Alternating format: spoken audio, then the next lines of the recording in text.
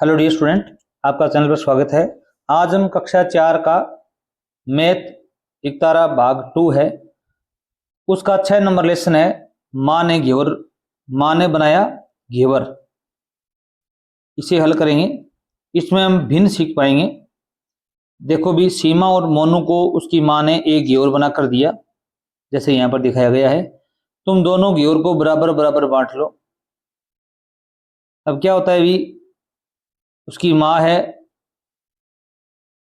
ये लो मैंने इसे आधा आधा कर दिया। वो बच्ची कहती है ये लो मैंने कर दिया। अब ये लड़का कहता है माँ देखो ना, मुझे तो ये छोटा वाला टुकड़ा दे रही है, और कहती है बराबर ये तो है। क्या ये दोनों टुकड़े बराबर हैं? अब मोनू ने दोनों टुकड़ों को एक के ऊपर एक रखकर दिखाया। मोनू जो लड़की है वो दिखाती है आप घेवर को दोनों के में बराबर बराबर कैसे बांटेंगे। माँ सीमा ने ये लो तुम्हारा आधा घेवर। मोनू को कितना घेवर मिला? अभी मोनू को मिला आधा। आधा मतलब 1/2। मोनू अपने घेवर के टुकड़े से फिर दो बराबर टुकड़े कर एक टुकड़ा माँ को दे देती है। अब मोनू क्या करती है, अभी आधा भाग था, इसका दो टुकड़े और कर दिए। आधा का दो टुकड़े और कर दिए। ये लो आधे का आधा। आधे का आधा कितना होता है? अभी मोनू कहता है, मोनू कहती है माँ ने मुस्कुरा कर कहा आधे का आधा चौथाई होता है। चौथाई मतलब 1/4। 1/4। एक घेवर के 4 बराबर भाग करें तो हर भाग चौथाई होगा। टोटल भाग कितने हैं? अभी 4, तो 1/4 चौथाई होगा। अब यहाँ पर देखो भी कुछ और उदाहरण दिए गए हैं। एक किसान अपने दो बच्चों को जमीन का बंटवारा करना चाहता है। आप जमीन को कितने तरीके से बांट सकते हैं? अब जैसे महेश बांट रहा है, देखो भी इस प्रकार बिल्कुल मध्य से क्या कर रहा है, अभी रेखा निकाल रहा है। अब शांति है, वो भी इस प्रकार बांट रही है। उषा ने इस प्रकार बांटा। अब आपको चित्र को देख रही है, समझ में आ रहा होगा कि अब प्रश्न पूछा गया क्या तीनों ने जमीन को बराबर बराबर बंटवारा किया है, तो आप कहेंगे नहीं, ये तो बंटवारा महेश का बराबर है, शांति का मुझे बराबर लग रहा है, दोनों पार्ट के हैं भी बराबर हैं। परंतु जो ये पार्ट है उषा का, ये बराबर नहीं है, क्योंकि ये बड़ा है ये छोटा है। अब आगे देखो भी यहाँ क्या कह रहा है। अभी आप अपने दोस्तों के साथ मिलकर चर्चा कीजिए और बताइए कि किसने बराबर बराबर बराबर बंटवारा किया, आपको कैसे पता चला। अभी आप कहेंगे महेश ने और शांति ने बराबर बराबर बंटवारा किया है, हमें देखने से पता चला है। ठीक है। किसान के दोनों बच्चों को कितनी कितनी जमीन मिलेगी भी? अब जमीन है एक पार्ट, इसे कितने पार्ट करने करेंगे भी? दो बच्चे हैं, टोटल बच्चे कितने हैं? 2, तो 1/2 हिस्सा मिलेगा। अब पहले क्या, जमीन एक है, बंटवारा कितने में हो रहा है? अभी 2 लड़कों में हो रहा है, तो नीचे 2 करेंगे। अगर 3 बच्चे होते तो 1/3 भी बनती, 4 होते तो 1/4 बनती, तो 1/2 हिस्सा प्राप्त होगा प्रत्येक बच्चे को। टोटल है वो नीचे आएगा। एक आयताकार कागज लीजिए, जैसे एक आयताकार कागज है, कागज को मोड़कर 2 बराबर हिस्सों में बांटिए, जैसे ये बांटा गया है। एक आधे हिस्से में रंग कीजिए, ये यहाँ पर किया हुआ है। बताओ आयताकार कागज में रंगीन हिस्से कितने? रंगीन हिस्सा कितना है? भी 1 है। आयताकार कागज के कुल हिस्से कितने हैं? भी 1 और 2 कितने हैं? भी 2 हैं। आधे को संख्या में लिखने का तरीका क्या होता है? भी 1/2। टोटल कितने हैं? भी 2 नीचे आ जाएगा, ऊपर 1 हिस्सा आ जाएगा। इसे पढ़ने का तरीका है 1/2, और इसका मतलब है 2 बराबर हिस्सों में से 1। एक आयताकार कागज लेकर उसके 1/4 हिस्से में रंग भरिए, जैसे ये 4 पार्ट हैं उसमें 1/4 हिस्सा ये रहा। बताओ आयताकार कागज में रंगीन हिस्से कितने हैं? रंगीन हिस्सा भी 4 में से 3 के हैं, भी व्हाइट है, 1 रंगीन है, तो आप यहाँ 1 लिखेंगे। आयताकार कागज में कुल हिस्से कितने? कुल कितने हैं? भी 1 2 3 और 4, टोटल कितने हैं? भी 4। तो 1/4 को लिखना है 1/4। अब इसको कैसे लिखेंगे? भी 1/4। रंगीन है वो ऊपर आ जाएगा, नीचे क्या आ जाएगा? भी टोटल आ जाएंगे। इसे हम पढ़ेंगे 1/4। 1/4 का मतलब क्या होता है? भी 4 बराबर हिस्सों में से 1। ये 4 बराबर हिस्से हैं, इनमें से 1 है वो रह गया, अभी रंगीन है। ये क्या बन गई? भी भिन्न बन गई। जैसे यहाँ पर क्या बताया गया? अभी आकृति को 4 बराबर बराबर भागों में बांटिए। आप इसे कितने तरीके से 4 बराबर भागों में बांट सकते हैं। अब इसको 4 भागों में बांटना है। एक तो तरीका ये है, इस प्रकार रेखा खींचो, इस प्रकार रेखा खींचो, ये 4 पार्ट हो गई, ठीक है। दूसरा, आप इसे कितने तरीके से 4 बराबर भागों में बांट सकते हैं, तो हम इसको 2 तरीके से बांट सकते हैं। एक तरीका तो ये अपने सामने दिख रहा है। दूसरा तरीका क्या हो सकता है इसका, आप इस कोने से क्या करो भी, इस कोने में रेखा खींचो, इस कोने से इस कोने में रेखा खींचो, इसमें भी ये 4 पार्ट है, ये क्या रहेंगे भी, सेम रहेंगे। इस प्रकार हम यहाँ लिख सकते हैं, 2 तरीके से हम बांट सकते हैं। प्रत्येक भाग कितना है भी, अब भाग कितना है भी, टोटल भाग कितने भी, 1 2 3 4, 4 भाग हैं, और प्रत्येक कितना है भी, 1/4, तो यहाँ पर आएगा 1/4। क्या आएगा भी, 1/4। आगे देखो समझ कर बताइए।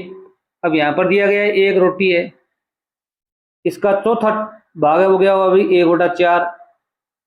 तो 2 भाग हो गए, तो क्या भी, 4 में से 2 हो गए तो 2/4।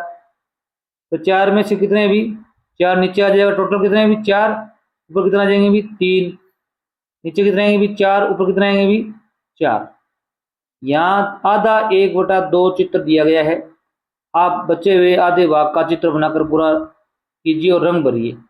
अब यहाँ पर क्या है भी, 4 चित्र दिए गए हैं, प्रत्येक पार्ट में क्या है भी, आधा क्या किया है भी, कलर किया हुआ है, आधा छोड़ा हुआ है। आपको पहले तो इसको इस प्रकार करना है, पूरा करना है। फिर इसमें क्या करना है भी, आधे भाग को चित्र करना है, आपको रंग करना है। इसमें आप रंग भर सकते हो इस प्रकार। जैसे यहाँ पर ये बिल्ली है, इसको आप इस प्रकार पहले तो बनाएंगे, और फिर क्या करेंगे भी, सेम का सेम कलर इसमें आप कर दोगे। जैसे यहाँ पर 6 पार्ट हैं, सेम ऐसे 3 रंग किए हुए, 3 में आपको रंग करना है। आप स्केच द्वारा बढ़िया तरीके से कर सकते हैं, इसमें कोई दिक्कत नहीं है। छायांकित भाग के लिए भिन्न लिखिए, आपको भिन्न लिखनी है। अब देखो भी टोटल पार्ट गिनो आप, 1 2 3 4 5 6 7 8, तो नीचे क्या आएगा भी, 8 आएगा। ऊपर जितने छायांकित भाग है, छायांकित कितने भी, 1 2 3 भाग है, तो आप ऊपर 3 लिखेंगे, तो भिन्न बनेंगे 3/8। इसी प्रकार इसमें टोटल पार्ट कितने हैं भी, 8 हैं। छायांकित कितने हैं भी, 1 2 3 4 5 6, तो ऊपर क्या लिखेंगे भी, 6 लिखेंगे। अब यहाँ पर कितने भी, टोटल पार्ट 8 है, ऊपर कितना लिखेंगे भी, 1 2 3 4, 4/8। यहाँ पर कितने भी, 8 पार्ट हैं, और ऊपर कितना है भी, 1। अब यहाँ देखो भी, 1 2 3 4 5 6 7 8 9 पार्ट, टोटल कितने हैं भी, 9। छायांकित कितने हैं भी, 1 कम है, तो कितने हैं भी, 8, 8/9 भिन्न बन जाएगी। इसमें टोटल पार्ट कितने हैं भी, 9। छायांकित कितने हैं भी, 1 2 3 4, ऊपर 4 आ जाएगा, 4/9 भिन्न बन जाएगी। ये टोटल पार्ट कितने हैं भी, 9। छायांकित कितने भी, 1 2 3, ऊपर 3 आ जाएगा। अब यहाँ पर कितने टोटल पार्ट कितने भी, 9। छायांकित कितने भी, 1 2 3 4 5 6, तो 6/9 क्या बन जाएगी, भिन्न बन जाएगी। इसी प्रकार यहाँ देखो भी, टोटल पार्ट कितने भी, 1 2 3 4, टोटल पार्ट है वो नीचे आएगा, उसे हम हर कहेंगे। क्या कहेंगे भी, हर कहेंगे। ऊपर है वो छायांकित आएंगे, 1 2 है, तो 2/4। यहाँ पर कितने पार्ट है भी, 9 है, और छायांकित कितने हैं भी, 8, तो 8 लिख देंगे। इसमें टोटल पार्ट कितने हैं भी, 4। छायांकित कितने हैं भी, 1, तो 1/4 आ जाएगा। इसमें 1 2 3 4 5 6 7 पार्ट टोटल हैं, कितने भी, 7। छायांकित कितने भी, 1 2 3, तो 3/7 आंसर आपका सही होगा। यहाँ देखो भी, दी गई भिन्न के अनुसार आकृतियों को छायांकित कीजिए। अब यहाँ पर 1/2, अर्थात ये पूरा जो दिया गया है उसमें से आधा करना है आपको। आधा का मतलब गया 4 है, 1 2 3 4 पार्ट है, 4 का आधा कितना होता है भी, 2 पार्ट आपको यहाँ पर क्या करना है भी, इनमें कलर भरना है। नीचे वाले में आप कलर भर दो इस प्रकार। ये क्या हो गया, ये जो पूर्ण है इसका आधा हो गया, पूर्ण का क्या हो गया भी, आधा हो गया। अब 3/4 दे रखा है, तो पहले तो इसके नीचे कितने भी, 4 पार्ट कर लो। इस रेखा को आगे बढ़ाओ, इसको आगे बढ़ाओ, तो 1 2 3 4 पार्ट हो गए। अब इसमें से आप 3 1 2 और 3 ये कलर कर दो, एक खाली छोड़ दो, इनमें कलर करना है आपको। 3 में, 4 में से 3 में कलर करना है। अब यहाँ 4 में से 3 करने, तो 1 2 3 आप कलर कर दो। ये कितने भी, 1 2 3 4 हैं, 4 में से आपको 1 में कलर करना है। कोई से भी कर सकते हो, जो भी आपको अच्छा लगे इसमें कर दो चाहे। अब यहाँ पर देखो भी, 1 2 3 4 5 6 पार्ट है। कितने पार्ट है अभी? 6। 6 का 1/2 कितना होता है अभी? गुणा में 6 लिखोगे, 2 का भाग 6 में दोगे 3। 3 पार्ट आपको क्या करना है अभी? कलर करने हैं। अर्थात 1/2 को आधा बोलेंगे, क्या बोलेंगे अभी? आधा। 6 है, 6 का आधा कितना होता है अभी? 3 होता है। तो 3 पार्ट में आप क्या कर दो अभी? यहाँ पर कलर कर दो, 3 खाली छोड़ दो। अब ये एक दिया गया है आयत, इसका 3/4 हिस्सा करना है। तो पहले इसके 4 हिस्से करो आप इस प्रकार। कितने हिस्से करो भी? 4 हिस्से करो। अब उसके 3 पार्ट क्या कर दो आप भी? इसमें आप कलर कर दो। एक पार्ट अपने बच जाएगा, ये 3/4 हो जाएगा। नीचे 4 पार्ट हैं टोटल, उसमें से 3 आपको कलर करने हैं। ऊपर वाला जो अंश होता है वो कलर में आएगा। जैसे यहाँ पर और समझ सकते हैं, यहाँ पर एक चित्र दिया गया है। चित्र में रंगीन हिस्से यानी अंश कितने? 1 2 2 लिखा हुआ है। चित्र में कुल हिस्से कितने? कुल का मतलब हर आएगा। तो 1 2 3 4 5 6 7 8, कितने हैं अभी? 8। तो संख्या भिन्न यानी भिन्न संख्या क्या होगी भी? 2/8। नीचे तो आएंगे टोटल, ऊपर आएंगे जितने हिस्से रंगीन है, 2 हिस्से हैं तो 2 आए, 2/8। अब यहाँ पर देखो भी चित्र में रंगीन हिस्से कितने हैं? 1। तो यहाँ पर 1 लिखेंगे, इसे अंश बोलेंगे, क्या बोलेंगे भी? अंश। चित्र में कुल हिस्से यानी हर कितने भी? 1 2 3 4। तो भिन्न क्या बनेगी भी? 1/4। क्या बनेगी भी? 1/4। यहाँ दिया हुआ है। इसी तरह रंगीन हिस्से को अंश कहेंगे और कुल हिस्सों को हर कहते हैं। अब यहाँ पर एक और दिया गया है। चित्र में रंगीन हिस्से यानी अंश कितने हैं भी? रंगीन हिस्से देखो भी 1 2 3 4, कितने हैं भी? 4। चित्र में कुल हिस्से यानी हर कितने हैं भी? 1 2 3 4 5 6 7 8 9, कितने हैं भी? 9। तो भिन्न क्या बनेगी भी? 4/9, 4/9। अब यहाँ पर रंगीन हिस्से कितने हैं भी? एक ही है। टोटल कितने हैं भी? हर कितना है भी? 2 हिस्से, तो 2। भिन्न क्या बनेगी भी? 1/2। पीछे हमने जितने भी सवाल किए इसी प्रकार के किए थे। अब देखो भी यहाँ पर क्या दिया हुआ है भी? चित्र में रंगीन हिस्से यानी अंश कितना है अभी? 1 2। टोटल हिस्से कितने चित्र में? कुल हर 1 2 3 4 5 6, कितने भी? 6। तो 2/6 आपका आंसर है, आ जाएगा। चित्र में रंगीन हिस्से कितने भी? एक ही है। टोटल कितने भी? 1 2। तो भिन्न क्या बनेगी भी? 1/2 बनेगी। ठीक है। अब कुल बराबर भाग 4। 6 की भाग कितने है भी? 1 है। टोटल भाग कितने भी? 4 हैं। 6 की भाग 1 है, तो भिन्न बन गई 1/4। ऊपर वाला 1 है वो अंश कहलाता है, नीचे वाला 4 है वो क्या कहलाता है भी? हर कहलाता है। अब 12 है टोटल भाग। 6 की भाग कितने हैं भी? 3 है। तो भिन्न क्या बनेगी भी? 3/12। क्या बनेगी भी? 3/12। तो अंश कितना है भी? 3। हर कितना है भी? 12। इसी प्रकार 8 टोटल भाग हैं। 6 के 5 है तो भिन्न बनेगी 5/8। अंश कितना है भी? 5। हर कितना है भी? 8। अब यहाँ पर देखो भी कुल बराबर भाग नहीं दिए हुए, 6 के भाग नहीं दिए हुए, यहाँ पर भिन्न दी हुई है। तो 5 है वो कुल भाग है, ये हर है। तो 6 के भाग कितने भी? 3 है। कितने भी? 3 है। अब देखो भी अंश कितना है भी? 3 है और हर कितना है भी? 5 है। यहाँ क्या लिखेंगे भी? 5 लिखेंगे। इस प्रकार वे सारणी पूर्ण करनी है आपको। यहाँ पर देखो भी निम्नलिखित को भिन्न रूप में लिखना है आपको। 4 में से 3, 4 में से 3 मतलब 3 के 4 पार्ट करने, 4 के 3 पार्ट हुए तो 3/4 आ जाएगा। क्या जाएगा भी? 3/4। 10 में से 7, टोटल कितने हैं भी? 10। 7 ऊपर आ जाएगा। 10 में से 7। 7 में से 5, 7 में से 5, 5/7। 11 में से 13, 13/11, 11 में से 13 तो ऊपर 13 आ जाएगा। ठीक है, ये भिन्न बन जाएगी। इस प्रकार के प्रश्न आपके आएंगे।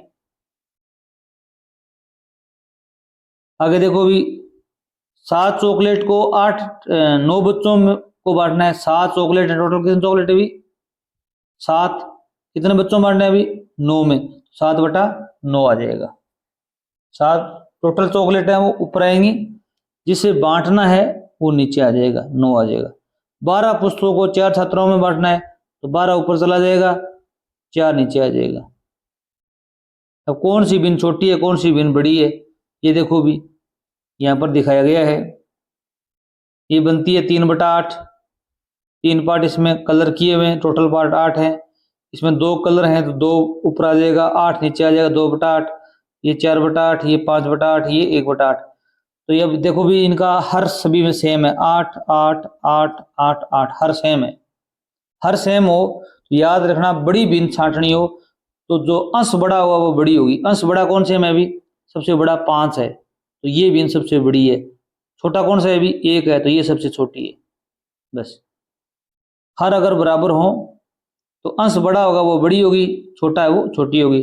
कौन सा चित्र में छायांकित भाग सबसे कम है, 1/8 वही छोटी है, और सबसे अधिक कौन सा है अभी 5 भाग हैं तो 5/8 ये बड़ी है जी। तो नीचे क्या दिया गया है अभी, सबसे कम छायांकित भाग वाली भिन्न है वो सबसे छोटी होगी, सबसे ज्यादा छायांकित भाग वाली सबसे बड़ी होगी। अब यहाँ पर तो 4 पार्ट में से 1/4, 3/4, 2/4, 4/4। अब नीचे देखो भी हर 4 4 4 4 सेम है। अंश देखो भी बड़ा कौन सा है अभी 4 है तो ये सबसे बड़ी हो जाएगी, छोटा कौन सा है अभी 1 है तो ये सबसे छोटी हो जाएगी। सबसे बड़ी भिन्न 4/4, सबसे छोटी भिन्न 1/4। अब आगे लिखा हुआ है इनका छोटी से बड़ी भिन्न का क्रम इस प्रकार रहेगा। पहले नीचे 4 4 है सभी में, ऊपर देखो भी पहले 1 आएगा, फिर 2 आएगा, फिर 3 आएगा, फिर 4 आएगा, छोटी बड़ी बड़ी फिर बड़ी। समान हर वाली भिन्नों में जिस भिन्न का अंश बड़ा हो वह भिन्न बड़ी होगी। ये देखो ये बात है, आप जरूर याद करना, नोट कर लेना। आगे देखो भी 2/7, 6/7, 3/7, 5/7, 4/7 के बड़े से छोटा लिखना है, बड़े से छोटा क्रम लिखना है, अवरोही क्रम है।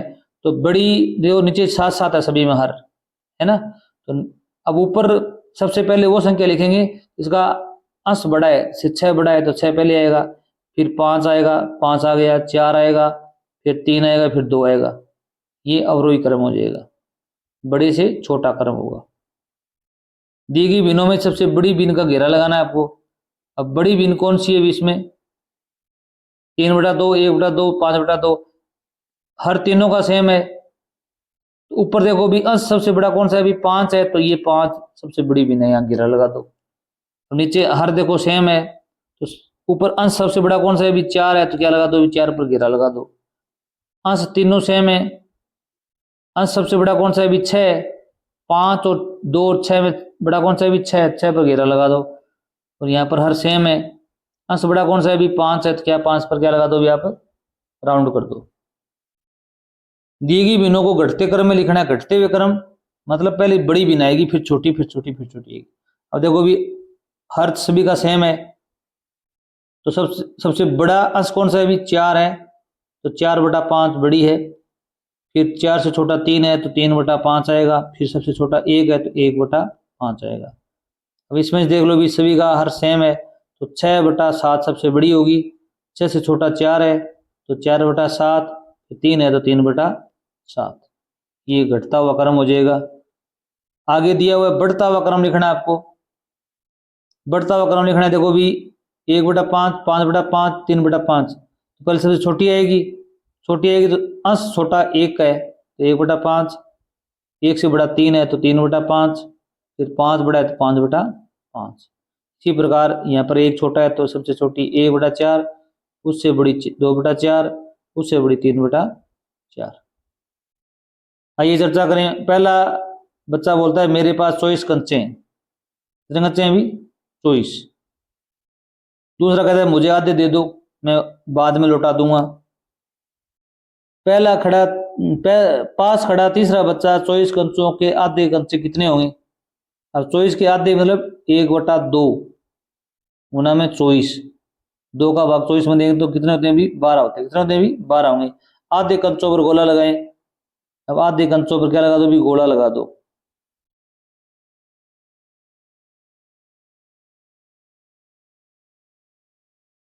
हाथों पर क्या लगा दिया, भी घोड़ा लगा दिया, या इस प्रकार घोड़ा लगा सकते हो आप। आधे कंचे कितने में भी 1/2, इसका भी 24 का, तो आगे गुणा में 24 करेंगे तो 2 का भाग 24 में देंगे तो कितना आएगा भी 12 आएगा। कितना आएगा भी 12। अब यहां पर देखो भी, नन्नू को मौसी ने 100 रुपये देते हुए कहा तुम और कुकू आधे आधे रुपये बांट लो।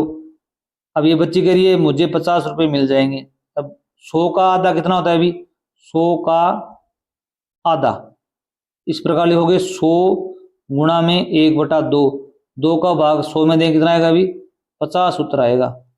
100 का आधा कितना होता है अभी 50 होता है। अब यहां पर लिखा हुआ है 100 रुपये का अलग अलग तरीके से बंटवारा करना है।